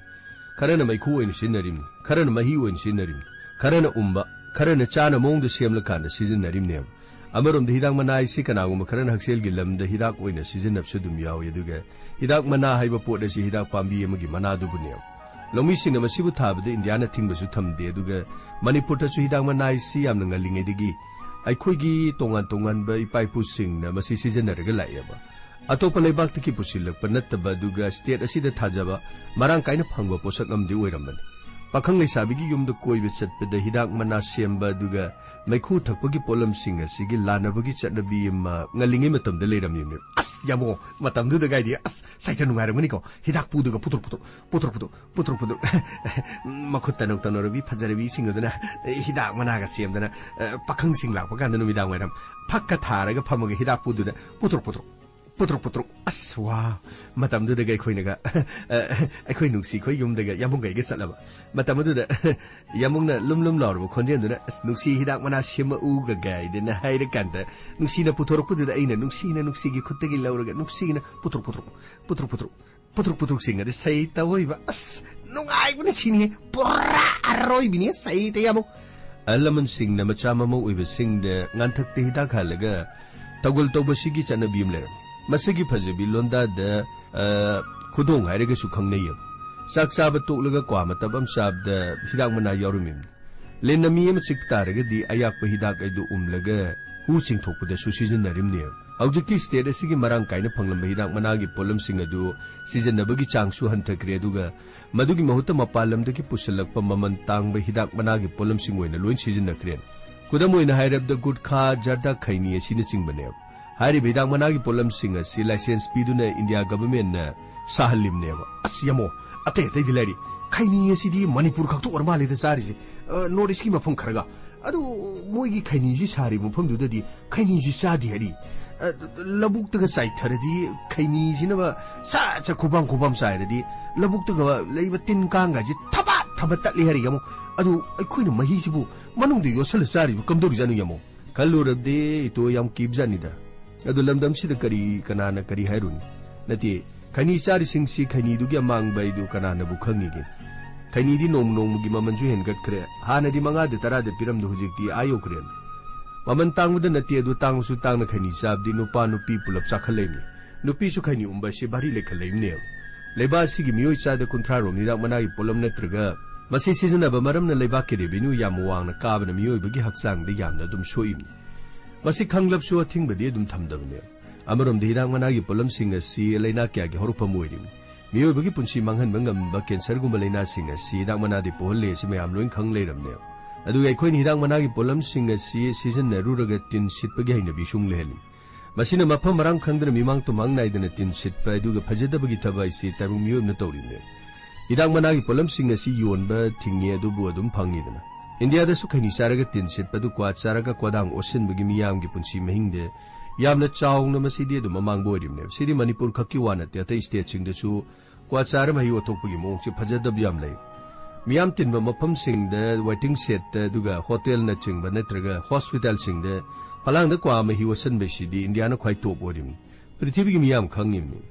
मणिपुर हिदाक मनागी पोलम सिंग सिजनबगी चांग असि खंवांग वांखलखरे नुपी सिंग हाने चारमदबदु नुपादि नुपीनि हेंजिनखरे अवांग नुपो स्टेट सिंगी मनुंगदा नुपी सिंग हिदाक मना सिजनबदा मणिपुर ना अदुग फर्स्ट तारे मिजोराम ने सेकेंड अदुग त्रिपुरा ना मथंग दा हुमसुब द लेरिमने सेदा चे क्वाजरदा चाब द नुपी ने नुपादगी सारिब सांगसी सादा कुनमरी की चांगसी नुपी ने हेलिन तोंगा मसिगी रिपोर्ट सिंग नमगी मतुंगिन ICMR अदुगा NCDI अदुगा मसिना पुन सथखिबा monitoring survey of cancer risk factor and health system in north eastern region Manipur 2022 गी तोंगा फोंखिबा रिपोर्ट नमगी मतुंगिन मणिपुर जदा हिदाक मना चाबगी चांग असि नुपादगी नुपीना हेंजिन खरबने मसी अमरोमदि यम पाखनिंगाइने अइना सु हाना ममांगदा फजन ताखरेन असोइने यमंग अदुबदि तोंगा स्टेट सिंगे दु करी पुनमक्से लोइन हाइगरे बिरि थकपगी सांगसि सु सादा अदम मणिपुर सिसु केनो कुन मापन समथिंग क्यानो यमंग नान हाइखिबदु अदु चुमिमि सही तरा मंगागी मथक्ता लेब नुपी सिंग क्वा हिदाक मनागी पोलम सिंग असि हाबलगा चाब नत्रगा गुरखा नत्रगा पान मसालागी मोंगदा चाब हिदाक मनागी पोलम सिंग सीजन नबा जोन थोंगना याम खरपोन मणिपुर चादनी फुहुमदोइसि ओइदिमनेबा खल्लोरबदि यामि काइनिंगाइनिदा अखोइना सिजनरी हिदाक मनागी पोलम सिंग असि अतोप स्टेटगी लोइना पुसिलप गाक्तने दुइ मथक्ता यामना पामना चानरिबा क्वाजरदा मनाना चिंगबा सिंग असि मपानदि लोइ पुसिलप गाक्तन मखोइ पुसिलपदा स्टेट असिगी मियामना सेल अरेमदा चादिंग तौबदा नतना हिरम अमत्तदा सरकार सिदजु करिगुम रेवेन्यू काबनति लुपा अमा फौबा tax फंगदे हाइtai masigi mauta lupa la kaya khujing oidana laireba state asigi sel sing adu mapanda loina satkhrimni amarom da haksang su yam songningai oiba duga cancer gi horokpham su henba duga senmilon da su sokhanba asigu hidak managi polam sing asi manipur di yarim kha yol handa bai se masi yamna kan hona pham thoglim sarkar na thingba du khangni yaroi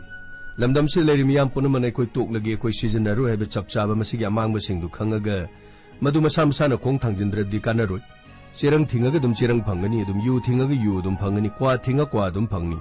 chararo du mayam chamana leptrdi yadong mande pura roi bini koi yamung dialogue si saita tar ge pen manai di yamu akoi ne khanari wafam sibu manipur na lebe miyam punam se smaina nei nerga di yamu kari gi toy dori mino yamu adetai adubu khanari di lebak si nungai ruidro nati nang ai ngang na ripsi tar kande dum kanagum di dum taramabdi adu adan haidorimni nati khun ngang na ripsi bu nang ai tegiro lamdam sigi kana ba du ga mangja ba du maram da natra ba khana na na ripsi ba sadu di yamu kani no khanari si da ba maroi na nupi sing jap ta tar di phadong ni nupi sing jina no lai yaw yam toy ba kani no patana kesalaga patana kiri ba mai thong du da matin da sama no ko hayo umdra di sunga yadre hairu ro moi di ba kani to wafam ji moi di saw bu saw ine yamu kani no ba makoi na masa mawa ni sa sa bu du makoi pamra nate kwa ji makoi na ni sa ne na lodre ba pesan ne na logre ba ayo nganta du kwa sare masa masu sing du yerum ma hapaga bijani haiba wakan kandre ba maduru ke dore somdadi sakhumdadi horen thum thakera tha oira men man tadi madi nomugi kwa mari de ni pan phawba chahu da bayadi kwa gi sangajina masidi kari gino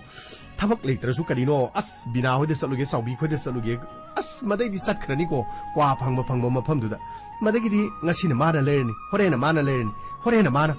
kwa le la o cha to ding haktang koiro kwa saba tabak leitrasu kwa dugi namadu de saba chatda ba matam su mange haksang ju soe madagi di yamo as lamdam sta pumak mange nupi singa sina lamdam sigi de kanna na bu honarakna nupi lan ani rak thokribe lamdam sta ngasigi nupi singa sina nupi lan hobugi mahutta kari no makhoi na zarda gi lan ji makhoi ni saraga tawri sibo yamu khalubda thamoi si pubu ngamdre de yamu itomi na taraga nusidana buwan kanda wani toksida asadu budi chumba yamu aroi bini sai tawai odudi kari saktare nungai re nungda nungai re kwatu chape nungai re cancer pakpe nungai re da hoi kwatu cha horo cancer pakna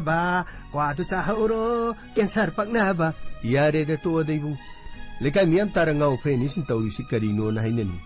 matamam de khoi ngauchanaram du gyan tanangan na to hubai pharim masi punamak si khallure de khoi sento bi mu nuksiram ni do as yamo pura roi bini yamu sai ta wai ma lo sento bi khoiram ding hakting chelusi yamo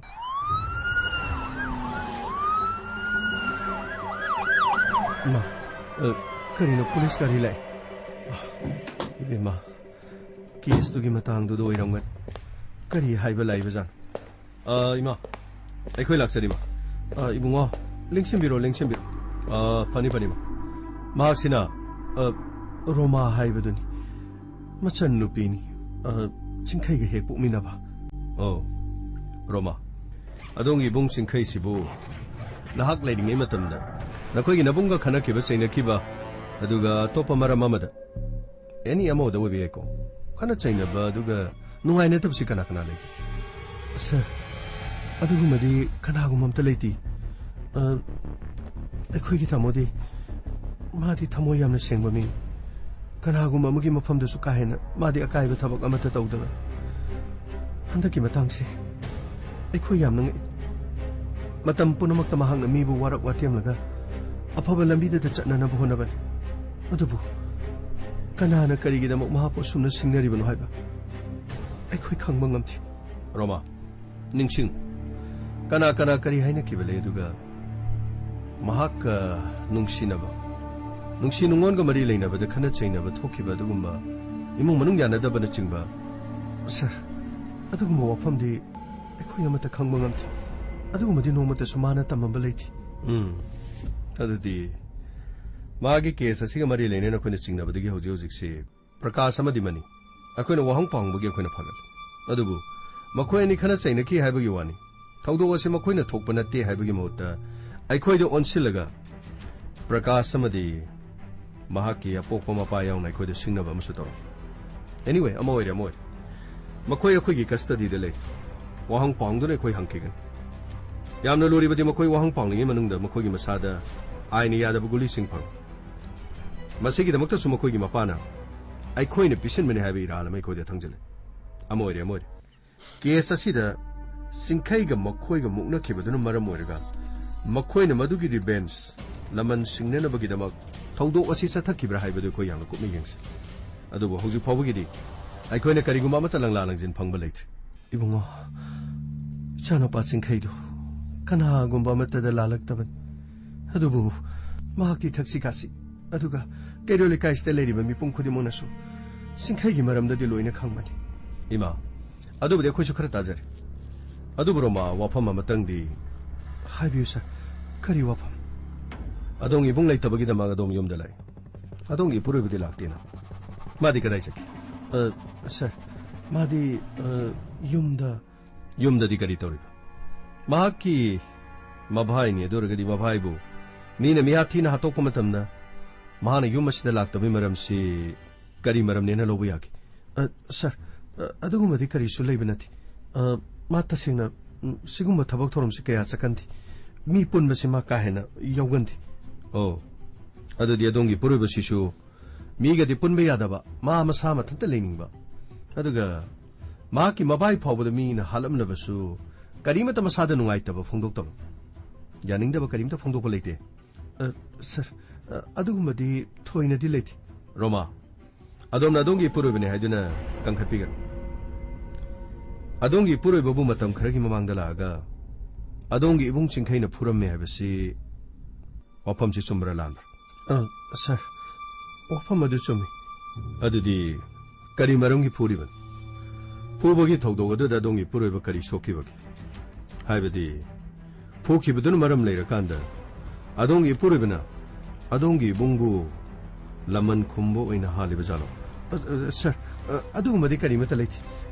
मानदि मधुमक्ति तौर रोमा इपुरोइबा मदि इबुंग अमरोमदा अदोंगी इबुंगनि अमरोमदा अदोंगी पुरोइबन अनि मक्सिबो sir इबुंगबो ओइरबसु इपुरोइबबो ओइरबसु हातपु हालबदि हालिबा मी अदुना चराक फंगजबा ताबन मधुदा आई करिसु चिंगबा लैथि ओ अदुब्रोमा असेंगो वाफम खरादि खंग करिगिदमक्तन अदोंगी बुंगना अदोंगी पुरोइबो फुरिबा अदुगा मफम असिदा महाक लाउ याद्रिबसिना अदोंगी बुंग सिरबा मतुंग फावबदा अदोंगी बुंगदा अदोंगी पुरोइबना वारौरिब्रो sir अदुगुमगी वा कैसु लैथि आइना हाइजरिबसि मा खितंग मिरक्तिनबा थबकसि यावगन्थि अदुदि हाबियो अदोंगी बुंगना अदोंगी पुरोइबा दिनोबो फुबगी मरमसि करि मरमगि sir वाफम असे आइना इमादा वारी सारुबनि इमादा वारी सारुबदगी इमाना अमु अखै तमोदा अमु तंबा अदुदगी नोमा युमदा लाक्लगा रोमा रोमा कनानो अखै तमो रमाले तमो करी कौतरो दिनो कौतरो करी लेरगे तमो आइना कौतरो आइसिनि कौतरोने दिनो लो थोलो वारी सानसिलो करी टॉपिक दबई बाय करीनो नंगना तैजा नंगना यौने इचानुपीसिगी ममाई ममिसि यौ सिबु तो होइब्रो सिबु तो होइब्राबो मी अमना मी मद स्माइ फुयाब्रो नते आइगी सनुपीसिबु नंगना लुहोंगना लौरे नंगी नुपी ओइना नयुमदा थमे मीगी ममाइसिदा नंगना स्माइना असंगबा काहला थमिसि कैगिनो असंगबा असि तब्रो असि तब्रो हायुने करिगिनो नंगना आइगी सनुपीदा फुरिसि कैगिनो इबाय सिदी अखोय अनिगी ओइबा वाफमनि बाय करी अखोय अनिगी ओइबा वाफमनि नखोय अनिगी ओइबा वाफमदुदि सनुपीसि फुरगा नंगना तौरिसिबु नंसि याब्रो सिबु याब्राबा उसित्रिरो ब्रो इबाय तमो यानी तमो अखोय तमो दुम नानजरगे हादो चलो तौदिरो इचनुपीगी ममितसिदना असंग नंग मंगारे आइंगे तौखिरो आई तौजरो नंग आइंगे सनुपीसि करिने खनगेबा करिजे खनगे नंग फुइरो आइंगे सनुपी फुइरो आई तौजरो अमोनो तौजरो नंगना तौ कोरम आई लोइ खंगबा नंगना सिदगी सनुपीदा फुबा तारबा नंग सिदैदा आइना नंग करि तौजो आइंगे नंग तौखिरो लाजरे इबाई लाजरे तमो तो सी के दोरगे तो सी के Dorge young 시계 matungda nangna puruk pacere patarba nangna masidayda yu khara thaksan johar khara sana aduga mi khara group semaga mafam amadagi amada ahaw yu thakpam tidina narandi karima to tok na khutadi pa shama ta paidi nang maire nungari se nang maire ba ai aina haribis na saga chana ba thabak ma na saga chana ba thabak humang ta na surkana imu se thakpong ngam no hona bataba kariguma nangna इचनु पीस द फू सेदना तौदना नंगना अवाबा मखा ताना पिरक पतारबा आई अमु लाकनी मिकुप अदुददिने नंगो इन हातोकनी आई jail चंगबसु चंगनी Adiga उसित थवैदबा आइना कयारा खन नंगो वार्निंग तोरबा नत्रो कयारा खन नंगो वार्निंग तोरबा नत्रो इबाय आई अमु न तौजारो आई इबा हिना हाइबा आई लोइनि इंजरगी बाय इबाय खोइना हाइबा लोइनि इंजरगी आई पुंसी से फागी नतिने यूं पानबा फागी नतिने अदुगा करिसु नतबा मुगी संगाहक लेता मपामदा चलो है ngahak leitana nang chakro nupi pusalagi khara nangi wafam punama aina loina tarba makha tana tahalak patargadi ai phate haigano oh hadudi nangi nabungna di nangi na puroi basi phajana phuchai dana di tawrobza aduga masina mahaki thamoida nungairangane habadi nang thajabrani sir adugu madi karisu leiti sir nangi na puroi bana mafam asida laktaba sina ina ngais maak mafam asida laklabadi wari khara sanaba ya adubu mahaki mo mo tawing batai mahak wari sanabagi mathau ditai maramdi case asida hoju pawai koi kariguma langla langjena mata leitri maramaduna mahakpu wahang pahangbasu tangai khati anyway hoju akhoi khutta leribasi prakasa amadi mani amaromda nahaki na puroi ba masinatana atopa kari mari leinarige habadudi aikhoi thibata adudi ma koi amuk chanana batawjaki hoi bung case asida koi yamna kana koi thijunjari adongi chana patsingkhai gi misi adugo mihat asida chenari ba mi amata koina lemna tharo sir phone lai sir kanaro muhin hello muhi kari lere sir pau ma lere sir kari pau no sir haujipu roma ma chen hangira sir hangle wafam kharadi khang sir wafam anoba musla sir kari wafam sir roma hari banu pi sir ma bu pamjaba makha leiba jani sir ma pamjaba di kana sir masi deepak kawi sir masi sir singkhai gi suma mana bo ibani sir kari singkhai gi mana ba deepak kaw मादी case असिदा करी मरी sir हौजी की दीपक हारी से माना मुक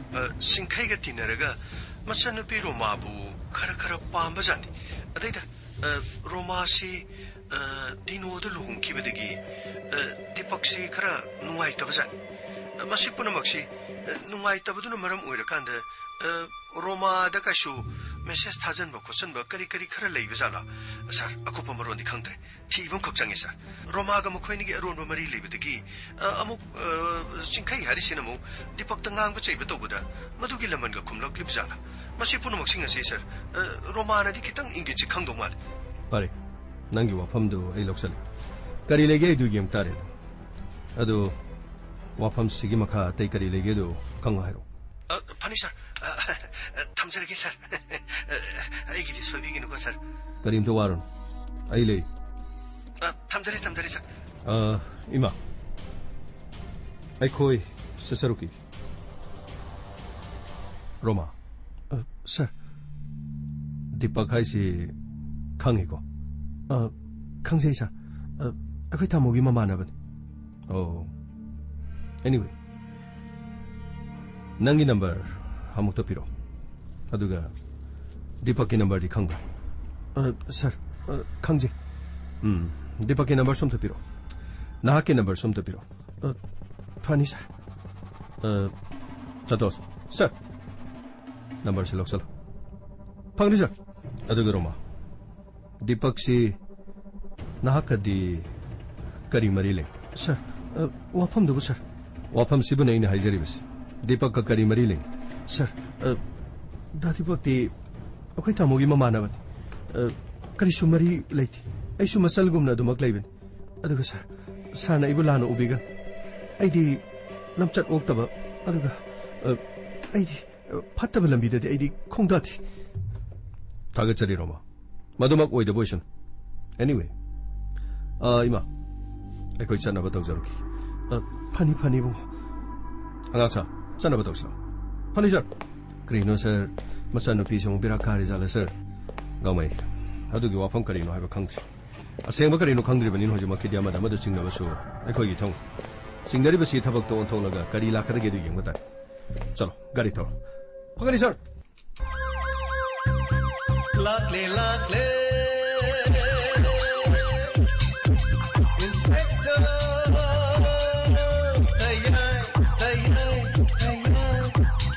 luckily, luckily, luckily, luckily, Inspector,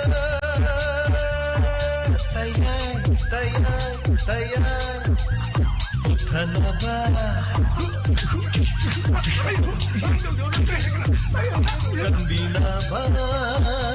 Thank you, sir. Welcome. Kandinaba, Inspector.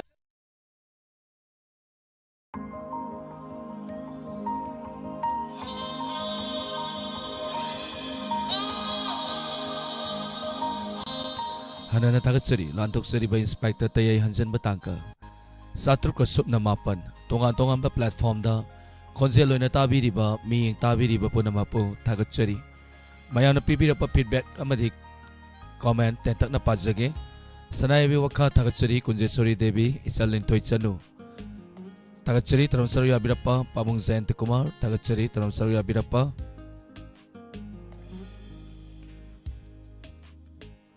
Parmesori Laurembam Memsau Bingango Takilambam Padama Ranabir Wangkem Sarwari se Maung Amanina Natalipire Pawung Zen Takumawari se Yamna Nungairak Laba Matamda Loi Crane Tapire Pawung Film Magtaying Asu Patu se Ying the Bagita Magta Part 1 se Mapazan Bamaya Matautai Lorka ending Haitare Loisalak Pagisima Mingonda Haying Tanning the Bagi Matang maya holo basi haying ay na bagini so ito nang ibiyo haying maya pun na mutamin na si fet tagatchari tarum saruya birappa bazze sorry takal sangbam samjram bam tombisana tagatchari tarum saruya birappa idom sa purnima si oina inspector tayagi wari seta awatayam na nungai sargi wari kaya da phajjari ba sar james pu hainingai laitana tagatchari na tapirappa tagatchari oina mahan bi wari yaw na phajjai na tapirappa tagatchari Longjam Saning Kombi Ranjita Kaisam Barjesori Tangkel Chambam Sarwari se Yamna Fajay Asumba Wafam Kaya Wakta I Bibiba Natakpirapa Tagachari Fat Best of the Best Monologue in the World Taya Natakpire Thank you Parmesori Laurembam Tagachari Ngasing Sisu Mayam na nungsibi badagi Inspector Tayay Kwai dagi Sangba monodrama ama Ay batare Lising ang mga sahum Marfu sam adu khara yore mayam na si support to bibai ni mayam tabi yu inspector tayai tabi raga kana basing loksin biyu kana da basing na nakanda tambiyu na sing khalak li basing hauziki sakula ba matam masida inspector tayai dagi kana baya ba loksin baya ba wafam kaya ma yauri na marui na satra satri sing na tasan bada hauziki crime tholi basing haibatai masidagi kitang doi sungak thok na ba Nago parenting na su inspector tayay monodrama awir ka su mayay da yauri ba tangkak da jaga da yauri ba kuigi crime gi matang da sum yorok pa matang mayam si sum tahan bi ba yay tagatchari mayam punamo mem sawi ngangom tagatchari isay makudul tamjage mayam punamo tamin si James Haikul Zambu say tabay say ni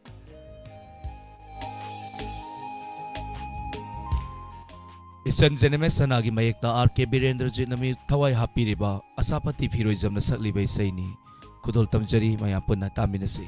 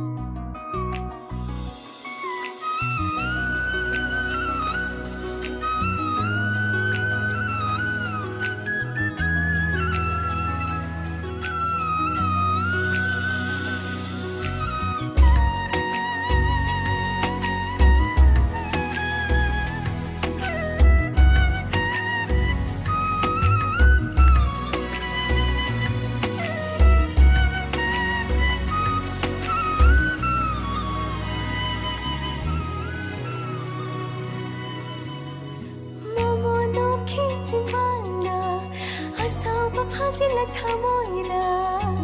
खोइ थुम्लाबा खोन्जेलना चिंसिलरी mono खिचिमाना असावा फाजिला थमोइदा खोइ थुम्लाबा खोन्जेलना चिंसिलरी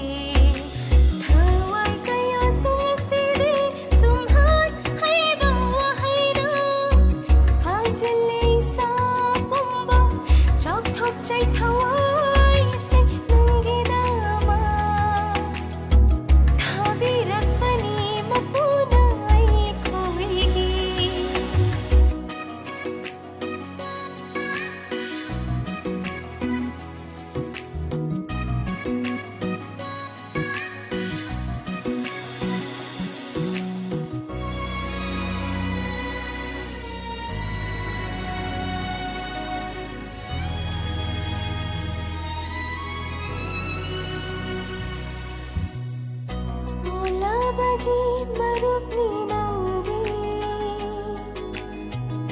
mairani mamnaba lambigi kathopada chokthada hakchauni nungsibaigi bo niyamna kaunai sar chingni tammi musalman kisili चेतना सिन्मी की पोथा फंजे कलक चैना चंगी थमुना ओय जगे आएगी वो ओय जगे आएगी वो ओय जगे आएगी वो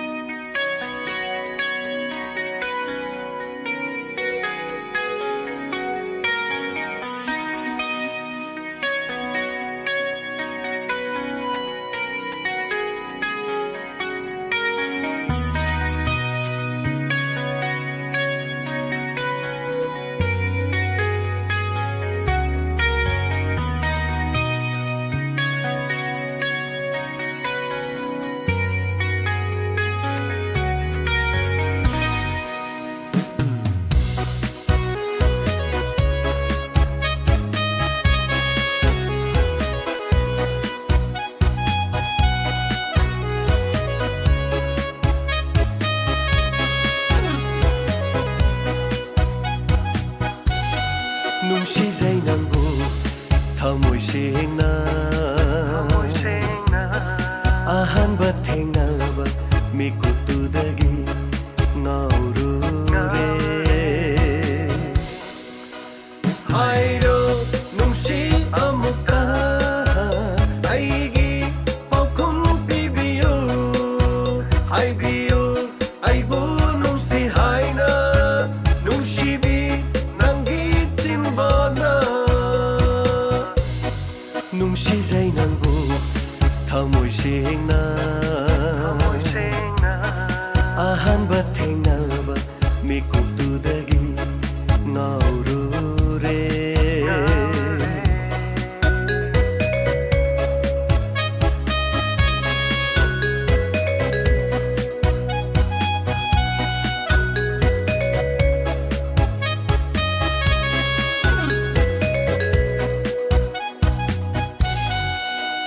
mangla taibang anida nangbu puduna tanaire mangla taibang anida nangbu puduna tanaire aigi inakane piro nangna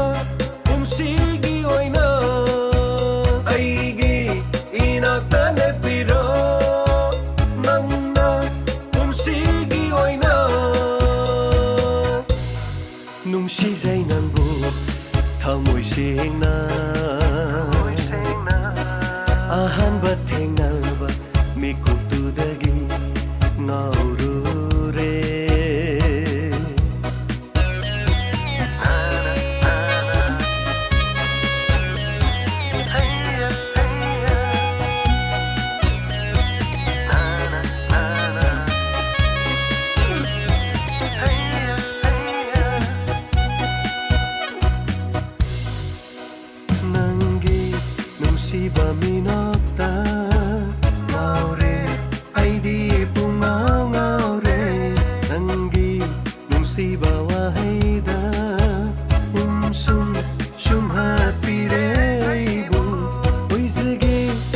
ꯅꯪꯁꯦ ꯑꯩꯇꯒꯤ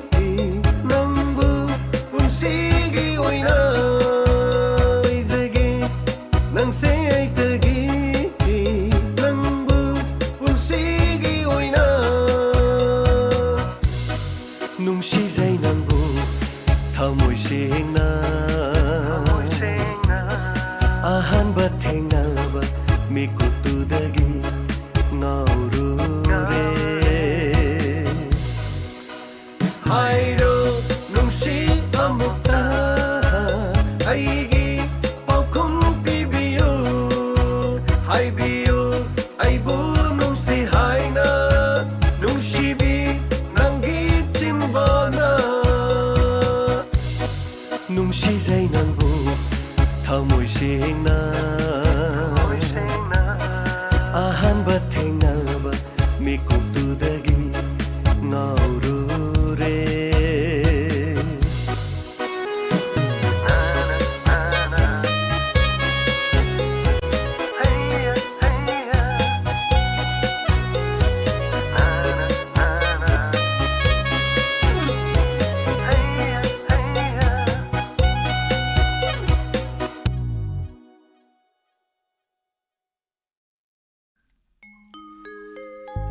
ꯑꯩꯒꯤ ꯍꯛꯆꯥꯡꯒꯤ ꯀꯌꯥꯠ ꯈꯨꯗꯤꯡ ꯅꯪꯒꯤ ꯅꯨꯡꯁꯤꯕ ꯄꯛꯇꯨꯅ ꯂꯩꯔꯦ ꯑꯩꯒꯤ ꯍꯛꯆꯥꯡꯒꯤ ꯀꯌꯥꯠ ꯈꯨꯗꯤꯡ ꯅꯪꯒꯤ ꯅꯨꯡꯁꯤꯕ ꯄꯛꯇꯨꯅ ꯂꯩꯔꯦ ꯍꯥꯡꯂꯕ ꯊꯃꯣꯏꯒꯤ ꯆꯤꯛꯂꯕ ꯀꯥꯅꯨꯡꯗ ꯍꯥꯡꯂꯕ ꯊꯃꯣꯏꯒꯤ ꯆꯤꯛꯂꯕ ꯀꯥꯅꯨꯡꯗ ꯀꯟꯗꯨꯅ ꯂꯩꯔꯦ ꯅꯪꯒꯤ ꯃꯐꯝ ꯂꯥꯠꯇꯨꯅ ꯊꯝꯂꯤ ꯅꯪꯒꯤ ꯁꯛꯇꯝ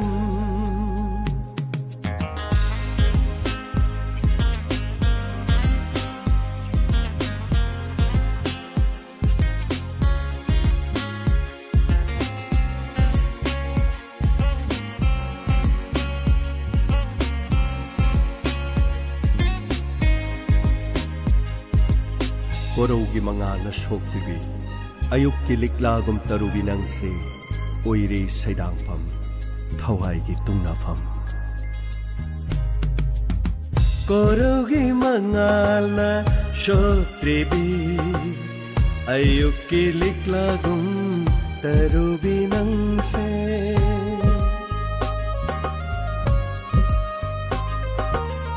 ꯀꯣꯔꯧꯒꯤ ꯃꯉꯥꯜꯅ ꯁꯣꯛꯇ꯭ꯔꯤꯕꯤ ꯑꯌꯨꯛꯀꯤ ꯂꯤꯛꯂꯥꯒꯨꯝ ꯇꯔꯨꯕꯤ ꯅꯪꯁꯦ ꯑꯣꯏꯔꯦ ꯁꯩꯗꯥꯡꯐꯝ ꯊꯋꯥꯏꯒꯤ ꯇꯨꯡꯅꯐꯝ ꯑꯣꯏꯔꯦ ꯁꯩꯗꯥꯡꯐꯝ ꯊꯋꯥꯏꯒꯤ ꯇꯨꯡꯅꯐꯝ ꯃꯤꯀꯨꯞ ꯈꯨꯗꯤꯡꯒꯤ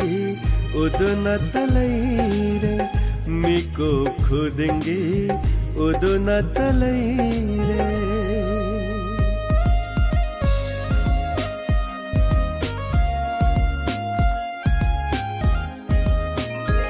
ꯍꯥꯡꯂꯕ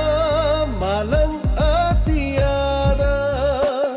ꯂꯧꯕꯨꯛ ꯂꯝꯍꯥꯡ ꯂꯩꯆꯤꯜꯅ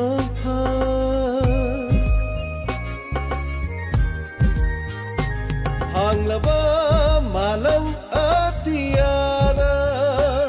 ꯂꯧꯕꯨꯛ ꯂꯝꯍꯥꯡ ꯂꯩꯆꯤꯜ ꯅꯣꯡꯐꯥꯏ ꯄꯨꯝꯅꯃꯛ ꯑꯣꯟꯊꯔꯦ ꯅꯪꯒꯤ ꯁꯛꯇꯝꯅ ꯄꯨꯝꯅꯃꯛ ꯑꯣꯟꯊꯔꯦ ꯅꯪꯒꯤ ꯁꯛꯇꯝꯅ ꯌꯦꯡꯂꯨ ꯈꯨꯗꯤꯡꯒꯤ ꯅꯪꯇꯕꯨ ꯎꯔꯦ ꯂꯥꯠꯇꯨꯅ ꯊꯝꯂꯤ ꯅꯪꯒꯤ ꯁꯛꯇꯝ ꯅꯨꯡꯁꯤꯕ ꯄꯛꯇꯨꯅ ꯂꯩꯔꯦ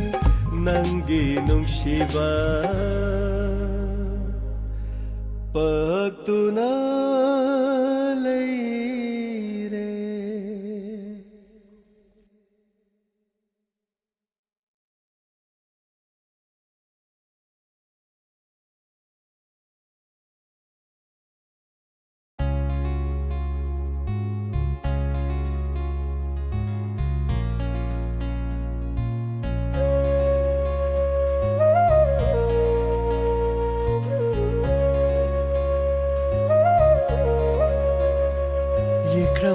saktamni thamoida lotli thamoida chetna yekraba saktamni thamoida lotli thamoida chetna honkino nangi thamoi ado honkino nangi thamoi ado yekraba saktamni thamoida Lekraba thamoy ni ay haki Solabi siklani ay hati Yimpiyo ay bo Nungsi na Yimpiyo ay bo Nungsi na Nang tagi mo'y baka mo'y sin yekraba saktamni thamoida Solabi siklani ay hati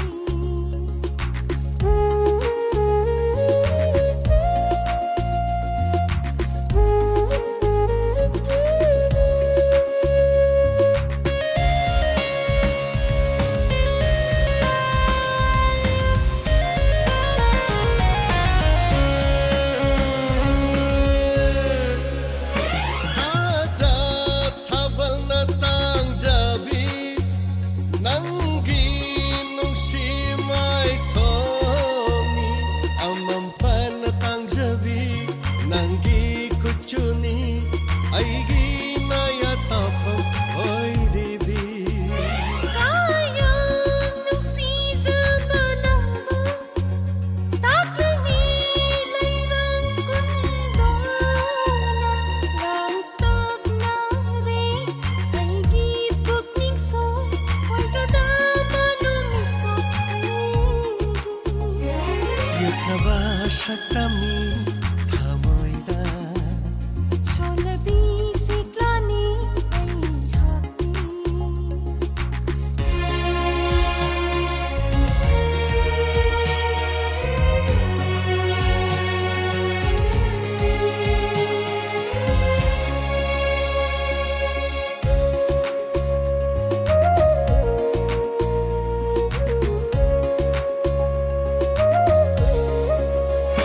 Lagloy ne punsi se anira amutang loira ba mapokni leirami haiba khudam ase mutana leiba oishano Ano ba yining kunhansi Harap mo ninot na Awag may sabong ko'y na Musiko tamlasin Punsin kung sa kasida yekraba saktamni thamoida Sulabi siklani ay hati honkino nangi thamoy ado Yimpiyo ay bo Nungsi na yekraba saktamni thamoida Nang tagi mo'y nakamoy sin la la la la la la la la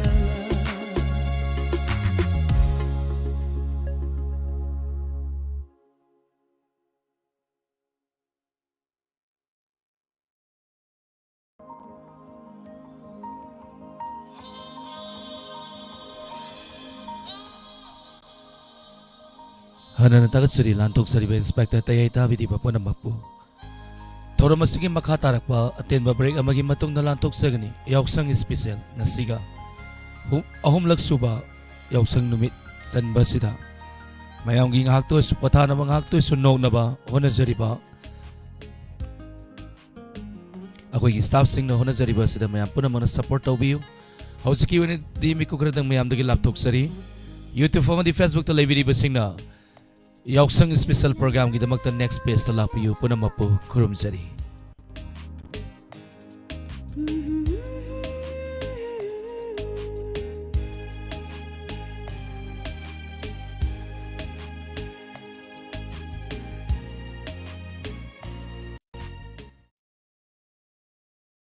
ꯑꯍꯥꯟꯕꯃꯛꯇꯗ ꯃꯌꯥꯝ ꯄꯨꯝꯅꯃꯛꯄꯨ ꯈꯨꯔꯨꯝꯖꯔꯤ ꯑꯩꯅ ꯂꯩꯖꯔꯤꯕꯁꯤ ꯈꯥꯡꯉꯕꯣꯛ ꯕꯖꯥꯔꯗ ꯂꯩꯔꯤꯕ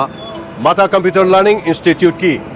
ꯑꯩꯒꯤ ꯃꯐꯝꯁꯤ institute ꯑꯁꯤꯒꯤ ꯃꯃꯥꯡꯗꯅꯤ ꯃꯐꯝ ꯑꯁꯤꯗ ꯈꯨꯗꯣꯡꯆꯥꯔꯤꯕꯁꯤ ꯑꯗꯣꯝꯅ ꯀ꯭ꯂꯥꯁ 10 ꯑꯃꯗꯤ 12 ꯂꯣꯏꯔꯛꯄ ꯃꯇꯝꯗ ꯀꯝꯄ꯭ꯌꯨꯇꯔꯒꯤ ꯃꯐꯝ ꯑꯁꯤ ꯇꯝꯅꯅꯕꯒꯤ ꯈꯨꯗꯣꯡꯆꯥꯕ ꯂꯩꯖꯔꯦ ꯂꯣꯏꯅꯅ SSCꯒꯤ ꯀꯣꯆꯤꯡꯒꯤꯗꯃꯛꯇ ꯈꯨꯗꯣꯡꯆꯥꯕ ꯂꯩꯔꯦ ꯃꯗꯨ ꯈꯛꯇ ꯅꯠꯇꯅ ꯄ꯭ꯔꯤ ꯄ꯭ꯔꯥꯏꯃꯥꯔꯤꯒꯤ ꯔꯥꯏꯝꯁ ꯇ꯭ꯔꯦꯅꯤꯡꯒꯤ ꯈꯨꯗꯣꯡꯆꯥꯕꯁꯨ ꯃꯐꯝ ꯑꯁꯤꯗ ꯂꯩꯔꯦ ꯇꯣꯉꯥꯟ ꯇꯣꯉꯥꯟꯕ ꯁꯥꯇ꯭ꯔ ꯀꯌꯥ ꯑꯃ ꯄꯨꯊꯣꯛꯀꯗꯕ ꯃꯐꯝ ꯑꯃꯅꯤ ꯂꯣꯏꯅꯅ ꯍꯟꯗꯛꯀꯤ ꯁꯦꯁꯟ ꯑꯁꯤꯒꯤꯁꯨ ꯑꯅꯧꯕ ꯀ꯭ꯂꯥꯁ ꯍꯥꯡꯗꯣꯛꯆꯔꯦ ꯑꯗꯣꯝꯅ ꯃꯍꯩꯔꯣꯏ ꯑꯃ ꯑꯣꯏꯕ ꯇꯥꯔꯒꯗꯤ ꯃꯇꯤꯛ ꯆꯥꯕ ꯀꯝꯄ꯭ꯌꯨꯇꯔꯒꯤ ꯅꯣꯂꯦꯖ ꯂꯩꯇ꯭ꯔꯕꯗꯤ ꯀꯔꯤꯃꯠꯇ ꯆꯟꯅꯐꯝ ꯂꯩꯇꯦ ꯃꯔꯝ ꯑꯗꯨꯅ ꯈꯨꯗꯣꯡꯆꯥꯕꯁꯤ ꯂꯧꯕꯤꯌꯨ ꯑꯩꯈꯣꯏꯒꯤ ꯋꯥꯡꯖꯤꯡ ꯑꯃꯗꯤ ꯈꯣꯡꯖꯣꯝꯒꯤ ꯑꯩꯈꯣꯏꯅ ꯏꯝꯐꯥꯜ ꯂꯣꯝ ꯍꯥꯏꯒꯠꯂꯛꯄ ꯃꯇꯝꯗꯅ ꯃꯐꯝ ꯑꯁꯤꯒꯤ ꯑꯣꯏꯔꯣꯝꯗ ꯂꯩꯖꯔꯦ ꯊꯧꯕꯥꯜ ꯑꯊꯣꯛꯄꯝꯗꯒꯤꯅ ꯊꯧꯕꯥꯜ ꯃꯐꯝ ꯑꯁꯤꯗ ꯍꯥꯏꯗꯔꯛꯄꯗꯅ ꯌꯦꯠꯂꯣꯝꯗ ꯍꯥꯏꯔꯤꯕ ꯃꯐꯝ ꯑꯁꯤꯗ ꯂꯩꯖꯔꯦ ꯈꯨꯗꯣꯡꯆꯥꯕꯁꯤꯡ ꯃꯐꯝ ꯑꯁꯤꯗ ꯄꯤꯔꯤꯕꯁꯤꯡ ꯑꯁꯤ ꯃꯥꯇꯥ ꯀꯝꯄ꯭ꯌꯨꯇꯔꯒꯤ ꯂꯔꯅꯤꯡ ꯏꯟꯁꯇꯤꯇ꯭ꯌꯨꯠ ꯃꯐꯝ ꯑꯁꯤꯗ SSCꯒꯤ ꯀꯣꯆꯤꯡ ꯂꯣꯏꯅꯅ ꯄ꯭ꯔꯤ ꯄ꯭ꯔꯥꯏꯃꯥꯔꯤꯒꯤ ꯔꯥꯏꯝꯁ ꯇ꯭ꯔꯦꯅꯤꯡꯒꯤꯗꯃꯛꯇ ꯈꯨꯗꯣꯡꯆꯥꯕꯅꯤ ꯂꯩꯖꯔꯤꯕꯁꯤ ꯃꯅꯨꯡꯗ ꯆꯪꯂꯒ ꯀꯔꯤ ꯈꯨꯗꯣꯡꯆꯥꯕꯁꯤꯡ ꯍꯦꯟꯅ ꯂꯩꯔꯤ ꯍꯥꯏꯕꯗꯨ ꯑꯩꯈꯣꯏ ꯈꯪꯃꯤꯟꯅꯁꯤ ꯃꯅꯨꯡꯗ ꯆꯪꯁꯤꯟꯃꯤꯟꯅꯁꯤ ꯂꯥꯛꯑꯣ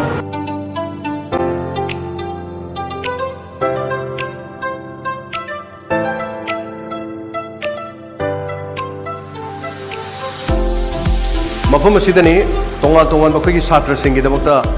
ꯋꯥꯟ ꯁ꯭ꯇꯨꯗꯦꯟ ꯋꯥꯟ ꯀꯝꯄ꯭ꯌꯨꯇꯔꯒꯤ ꯐꯦꯁꯤꯂꯤꯇꯤꯒꯤ ꯃꯑꯣꯡꯗꯅꯤ ꯃꯥꯇꯥ ꯀꯝꯄ꯭ꯌꯨꯇꯔꯁꯇ ꯂꯩꯖꯕ ꯊꯣꯏꯗꯣꯛ ꯍꯦꯟꯗꯣꯛꯅ ꯃꯥꯇꯥ ꯀꯝꯄ꯭ꯌꯨꯇꯔꯁ ꯑꯩꯈꯣꯏꯅ ꯔꯦꯗꯤꯑꯣ ꯇꯧꯔꯛꯄ ꯑꯩꯅ ꯍꯦꯛ ꯍꯧꯔꯛꯄꯗꯒꯤ ꯃꯥꯇꯥ ꯀꯝꯄ꯭ꯌꯨꯇꯔꯁ ꯈꯥꯡꯉꯕꯣꯛ ꯃꯌꯥꯝ ꯑꯗꯩꯅ ꯂꯥꯎꯗꯨꯅ ꯂꯥꯛꯄꯗꯨꯅꯤ ꯑꯗꯣ ꯉꯁꯤꯗꯤ ꯍꯛꯊꯦꯡꯅꯅ ꯃꯐꯝꯁꯤ ꯎꯠꯆꯔꯤꯕꯅꯤ ꯑꯗꯣ ꯑꯃꯨꯛꯀꯁꯨ ꯍꯟꯅ ꯑꯩꯈꯣꯏꯅ ꯅꯤꯡꯁꯤꯡꯖꯔꯕꯗ ꯃꯐꯝ ꯑꯁꯤꯗ ꯀꯝꯄ꯭ꯌꯨꯇꯔꯒꯤ ꯀꯣꯔꯁꯁꯤꯡ ꯑꯁꯤ ꯇꯣꯉꯥꯟ ꯇꯣꯉꯥꯟꯕ ꯀꯣꯔꯁ ꯀꯌా ꯂꯩꯔꯦ ꯀꯣꯔꯁꯁꯤꯡ ꯑꯗꯨꯗꯤ ꯑꯩ ꯃꯈꯥ ꯇꯥꯅ ꯄꯤꯖꯔꯤ